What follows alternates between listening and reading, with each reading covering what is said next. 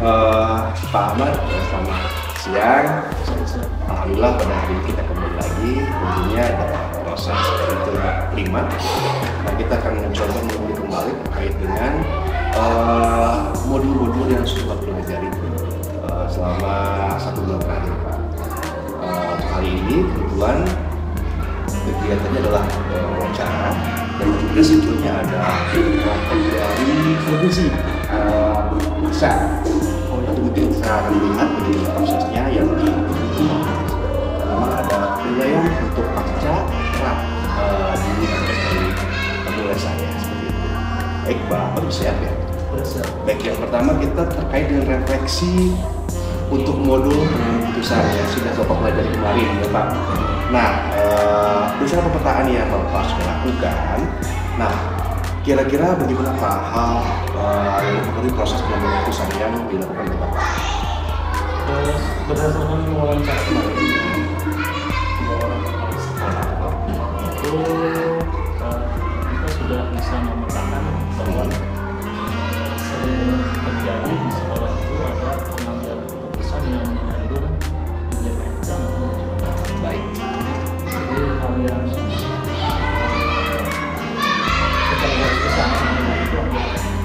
jadi dalam menentukan apakah itu dilematika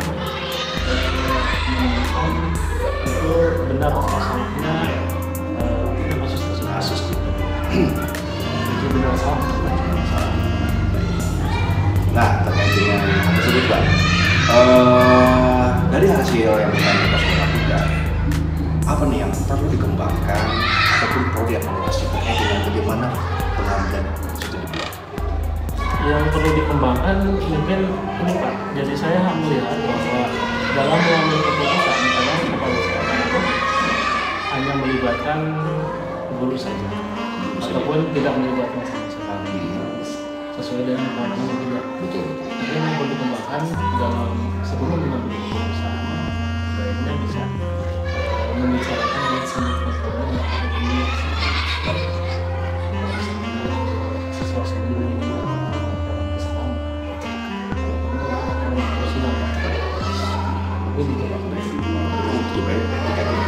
Atau pemimpin keputusan memang harus ada kolaborasi ataupun musyawarah dulu ya. Dan memang kita tidak bisa hanya melibatkan satu pihak saja. Karena mungkin untuk itu pun seharusnya semua dikumpulkan dan kita ambil bersama. Dan kalau bisa memang kita akan ada juga kolaborasi dengan wajib murid atau sekolah. Dan memang di sini beberapa apa sudah dilaksanakan keputusan yang berkolaborasi dengan baik itu komunitas sekolah, maupun semua grup. Yang terbaru sih mungkin ketika acara keputusan kemarin kita membuatnya di sekolah, bahkan sekarang sudah dibentuk dewan komite di kelas. Oh, berarti ada ya Pak dewan komite kelas? Kalau dewan komite itu inspirasinya dari kemarin ketika merancang perpisahan. Oh, perpisahan. Jadi kita agak kesulitan untuk bertemu dengan orang tua, dan untuk setiap kelas itu ada 2 orang tua yang bisa melakukan. Kemudian Pak, apa nih ya? Hal yang menurut Bapak itu mendukung keberhasilan dari keputusan yang akan diambil? Yang mendukung keberhasilan itu mungkin pertama secara teori kita harus bisa membedakan apakah itu termasuknya dilematika. Mungkin kalau dilematika, kalau sudah melalui tahapan benar atau salah, ketika salah satu di nomor ketiga saja itu misalkan ketika uji publik, ketika ditanya apa tuh uji publik ini kira-kira memalukan tidak, kalau dijawabnya memalukan, nanti itu bukan dilematika, itu bukan. Jadi kita tidak memalukan moral, tapi pilihannya berbeda dan salah. Kemudian yang kedua mungkin yang berpengaruh itu ya komunikasi dengan seluruh warga sekolah. Komunikasi sehingga ditemukan solusi dalam rangka mengenai konsekuensi yang resiko konsiderasi yang kalau memikirkan sebelumnya, ketika kita misalkan mau memutuskan ini pasti akan begini. Iya. Ketika ini terjadi, kira-kira kita akan bagaimana? Iya. Itu kan salah satu teknik mengolah resiko. Jadi resiko itu bukan untuk dihindari, tetapi untuk dihadapi dengan pengolahan. Kuncinya adalah di proses persuasif ya Pak. Karena memang masalah memang harus melibatkan berbagai pihak. Untuk apa ya? Untuk melihat bagaimana kan nanti dampaknya dan sebagainya seperti itu. Di sekolah sendiri, apakah dalam setiap pengeputusan itu ada refleksi ataupun evaluasi, Pak? Atau ada peninjauan kembali nih? Kira-kira sudah betul nggak ya? Mesti kita ambil. Kalau refleksi sih mungkin sering dilakukan, cuma kalau peninjauan kembali sampai diubah keputusannya itu tidak ada. Kita juga kan kadang tidak tegas itu dibuat kesana. Tapi mungkin untuk next ya Pak ya, next selanjutnya lebih dipertimbangkan. Baik Pak, dari pengalaman Bapak terkait dengan dunia etika, apakah ada Pak experience atau Bapak menghadapi situasi yang memang ini masuk ke dunia etika? Mungkin yang paling bukan terbaru ya, setahun yang lalu itu kan dari sini ada yang diangkat dari aspal. Iya. Saat itu kita ada membawa dari sekolah untuk boyong, maksudnya untuk boyong, oke. Mengangkat ke sana ya. Nah saat itu kita punya acara yang berbarengan Pak. Jadi kalau dikatakan jantung kan belum banyak berbarengan acaranya. Itu kan bagi saya itu kan merupakan sebuah dilema. Kalau saya ikut, ini nggak ikut. Kalau ini ikut ya itu tidak bisa diikuti. Artinya karena memang saat itu acaranya, jadi kalau secara lugas mungkin saya sebagai orang yang ditunjuk sebagai pembicara untuk menerima dalam acara Serentakti Pakaian. Oke. Sehingga mungkin kehadiran saya di situ kan sangat urgent sekali, sangat penting sekali. Selain kalau ikut mengantar, kan tugasnya hanya diam duduk ya, mendengarkan dia. Sehingga dari melihat itu, kita berpikir ini sebuah delik etika yang saya ambil keputusan karena kalau kehadiran saya di situ sangat berarti, berarti saya harus hadir di situ dan untuk tidak ke sana. Tapi mungkin dengan komunikasi dulu sebelumnya. Betul. Mungkin itu yang paling berkesan. Selanjutnya Pak, menurut Bapak, apakah proses pengambilan keputusan yang dilakukan itu sesuai dengan prinsip dan akhlak yang dipelajari? Ada 9. Secara umum sudah masuk Pak. Kalau teori-teori semua kepala sekolah sudah memahami, dan kadang-kadang ada perjalanan satu gol itu kan secara umum itu sudah memahami. Memang proses keputusan sudah sesuai ya Pak ya dengan konsep sebenarnya itu ya Pak ya. Baik Bapak, apa nih Pak hal yang menurut Bapak itu perlu dikembangkan atau dievaluasi dari proses keputusan khususnya di sekolah kita? Mungkin yang perlu dipertimbangkan itu dalam harus bisa membedakan antara dilema keputusan dan dilema. Jadi dengan penjelasan itu bisa menunjukkan yang sudah dilema kita. Kemudian yang kedua sebagai siap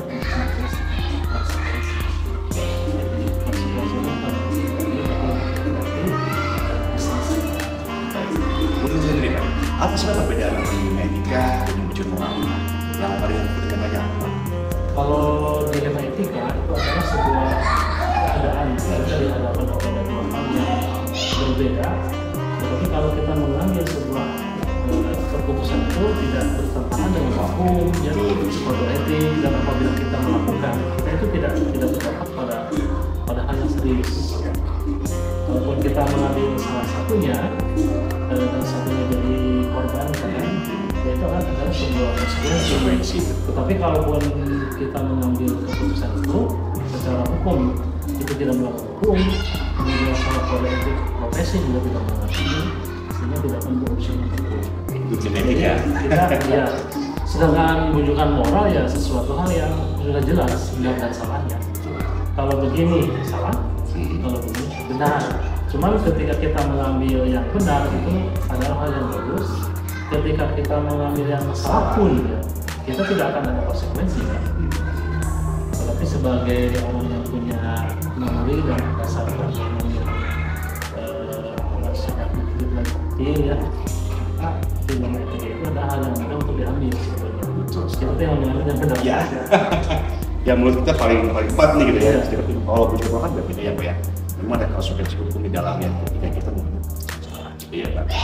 Baik, selanjutnya Bapak terkait dengan program yang berdampak pada siswa. Saat itu kita sudah Nah, apakah Bapak sudah mulai merancang? Kebetulan kemarin itu date-nya untuk Dekon ya. Dekon itu menghendaki adanya perancangan, cuman di sana hanya ada dua langkah buat perencanaan dan karena memang perintahnya di situ. Kita sudah melakukan konsep dan tidak kuat dan memang hanya dua langkah itu. Tapi secara garis besar Pak, saya ingin tahu program apa yang sudah Bapak buat? Tentunya yang pada siswa. Sebetulnya Dekon itu sudah kita pikirkan sebelumnya ketika masuk ke dunia. Jadi kita inspirasi dari keadaan cuaca dan itu Pak. Ya, kita ingin membuat siswa itu mencintai lingkungan dengan peduli terhadap tanaman. Jadi pada saat itu saya mengajukan konsep ke ibu fasilitator. Jadi pada satu bulannya adalah mewujudkan lingkungan sekolah yang nyaman, sejuk, sehingga membantu siswa dalam peduli terhadap lingkungan. Tetapi menurut ibu fasilitator itu katanya ini lebih ke hasilnya ke sekolah atau kelas, bukan ke siswa. Sehingga pada saat itu kita merubah saja, jadi mewujudkan siswa yang peduli lingkungan melalui ini. Jadi yang hasilnya ya Pak ya. Jadi ya kita ya kita siswa. Namanya Pak? Udah ada? Namanya Kosop. Apa tuh Pak? Kosop. OSOP. Kayak OSOP. Singkatannya? One student, one plane. Artinya? Satu murid, satu tanah. Oh, keren. Jadi sangat relevan dengan ini Pak ya, animata penghijauan. Tadinya mau osop one student, one tree, kan kalau pohon kan besar ya. Bisa. Kita hanya tanaman. Dan kapan akan dimulai Pak? Sudah dimulai. Oh, sudah dimulai. Cuman masih belum sampai ke tahapan biasa berapa. Itu memang sudah dilaksanakan ya Pak ya. Baik. Nah, terkait dengan tadi Kosop Ibu ya. Kosop. Itu one student, one plan. Dukungan atau apa yang sekiranya dibutuhkan dari pihak sekolah? Mungkin dukungan yang paling penting adalah saya membutuhkan dukungan untuk menempatkan sumber daya yang di sekolah, baik itu sumber fisik, rekan senyawa, warga sekolah, selain itu mungkin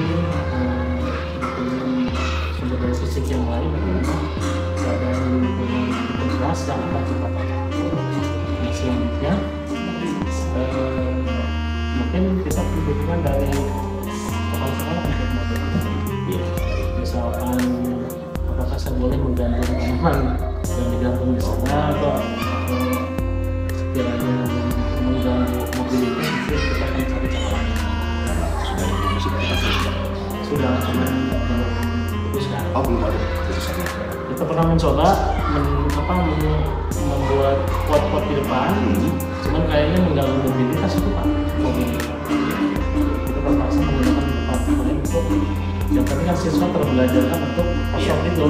Kalau student jadi apa Pak? Restrisinya apa untuk menggantikan tadi itu? Sementara kita bisa di belakang kelas ya. Kalau tidak ya di depan di taman itu kosong untuk pakai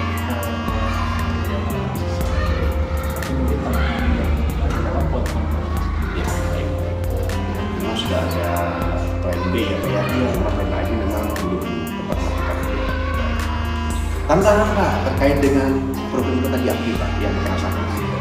Ya, ini kan belum terbuka ya Pak. Kemudian juga kan pakainya udah putus. Oh iya. Ini mungkin tantangan yang paling berat. Kadang Diambil ya Pak ya. Kalau posnya bagus, tantangannya bagus, ambil. Besok sesuatu nangis. Oh iya, jadi memang ada yang ini ya. Ya kalau sore itu di sini ada yang suka main bola, maupun yang siapa. Kalau di larang-larang kan tidak ada orang melawan. Nah, kemudian planning Bapak nih untuk menyelesaikan saja apa Pak? Yang paling mungkin karena memang tanamnya ya, walaupun risiko ini enggak di luar kan. Aja mungkin ya. Iya, mungkin itu ya Pak ya. Mau pulang baik masih resikonya jadi apa ya, tanamannya mungkin jadi Stres. Iya. Kemudian kedepannya bisa lah ada solusi yang memang lebih efisien lagi gitu Pak. Oke, selanjutnya Pak untuk perkembangan komunitas petisi seperti yang kemarin ya di PI 3 kan ya. Kita sudah menjaga untuk membuat sebuah komunitas petisi ya Pak. Bisa dijabarkan Pak apa sih Pak yang dibuat di sini Pak? Kalau saya sih tidak membuat, tinggal melanjutkan. Kan ada di NAMG gitu. Betul. Ya selama ini kan di sini ada 2 bus. Saya aktif di bus 1. Mungkin pengurus ini ya. Gitu. Dan kemarin itu ada himbauan apa ya? Jadi ada penyatuan dari ada kalau di Kuningan namanya kan FKKG. Oh di sini belum ada Pak? Sudah ada kemarin. Oh baru kemarin belum? Tahun kemarin apa? Oh berarti kan positif. FKKG. Kalau dibilang ada KKG, ada FKKG kan? Kalau KKG kan terus ada 2 bus ya. Sekarang udah dibentuk FKKG. Dan saya masuk di dalamnya. Karena mungkin saya lagi cek mungkin ya gitu Pak. Nah, untuk FKKG mungkin beberapa kali kita membuat kemarin itu soal ulangan bukan dibuat dari Kuningan dari Masih. Oh biasa di itu. Biasanya. Iya kalau katanya iya kan ada ya. Iya. Tapi itu menggagalkan rencana saya ternyata modul 1.3 Pak. Itu kan ada perkasa perubahan itu kan Google Form. Iya Google Form. Di Google Form ada itu ya kepala sekolah mengenai itu ya. Tapi saya rasa sih nggak gagal juga. Google Form juga bisa dilakukan untuk PTS. Apakah PTS juga sama? Iya PTS. Kita ngomongin PTS. PTS. Makanya itu juga soal yang tadi di Google Form. Kalau itu di sarin lagi itu kan butuh waktu. Dan memang nanti juga mubazir itu ya. Atau kan mungkin bisa dialihkan ke ulangan harian sih Pak gitu formnya gitu. Mungkin kendalanya kalau ulangan harian jadi kendalanya di perangkat sih. Sedangkan di sini kan kalau siswa bawa handphone sebetulnya kan kalau saya sih boleh-boleh saja. Kepala sekolah tidak mulai itu. Siswa itu kan kadang kurang kontrol dengan yang dimiliki Pak. Kalau misalkan lupa naro, mau jajan dulu, hilang. Nah, itu sekali ya. Kalau dikhususkan pada acara khusus, kita kan bisa lebih optimal gitu. Misalkan PTS, handphonenya taruh di sini semua, nanti nggak mau pakai ambil, mau pulang ambil. Kalau ada laboratorium komputer. Aku ada. Dan kita bisa ini ya. Bisa ajukan dia. Kita juga kan tahu sendiri ya kondisinya, kita juga dapetin apa namanya buat promo dan sebagainya kan. Baik, maaf Pak, peran Bapak kan inti ya, saya pengen tahu lebih detailnya maksudnya apa. Kalau di KKG kemarin itu saya ditunjuk sebagai apa namanya ya, ada seksi intinya saya jadi pemateri gitu Pak. Oke. Ada ketua, ada sekretaris, bendahara. Kalau kita jadi seksi apa gitu ya. Jadi tugasnya itu kalau misalkan ada program apa dari pemerintah, guru dikumpulkan kita yang menulis-nuliskan coaching gitu. Dan itu sangat bagus juga Pak, ada kebudayaan CGP di sini. Ya. Gitu. Jadi ada kelanjutan action Bapak seorang kita bagus sebagai GP kan. Baik. Bapak, dari peran Bapak di komunitas praktisi, apa nih hal yang paling menyenangkan Bapak saat ini? Mungkin silaturahmi terakhir, kemudian komunikasi, saling sharing, memberikan informasi tentang kekurangan kelebihan masing-masing, sehingga saling mengerti. Kadang kita punya aplikasi apa, ini kita lakukan seperti ini, jadi saling mengerti ya. Kayak kemarin itu yang kan sebagian besar masih koordinasi ya. Masih berjelas. Kita punya aplikasi yang untuk memecahkan mengurai nilai-nilai dari mata pelajaran. Ada aplikasi yang saya buat. Dalam aplikasi itu ya Pak analisis ya, ya. Iya. Dari tematik diuraikan menjadi motor. Oke, kemudian Pak, rencana Bapak nih untuk pengembangan komunitas Bapak saat ini di KKG ya, seperti apa Pak? Yang pertama mungkin kita harus konsultasi dan berkomitmen dengan pengurus untuk mempertahankan kegiatan yang sudah berjalan. Kemudian kita juga bisa menyebut untuk inovasi apa jadi ya sekiranya kita untuk sekolah-sekolah yang diurus. Dan mungkin yang lain ya biasanya. Kalau misalnya dukungan Pak, dukungan untuk membuat komunitas semakin besar, kira-kira dukungan yang paling besar dibutuhkan itu dari siapa Pak? Ini bukan berbicara tentang sekolah ya, tapi berbicara tentang komunitas KKG gitu Pak. Dukungan dari sekolah. Dukungannya dari pejabat, dari apa aja gitu. Mungkin yang paling penting dari sekolah Pak. Dari sekolah. Kemudian kan ada organisasi K3S, ini dan Campur Mitra.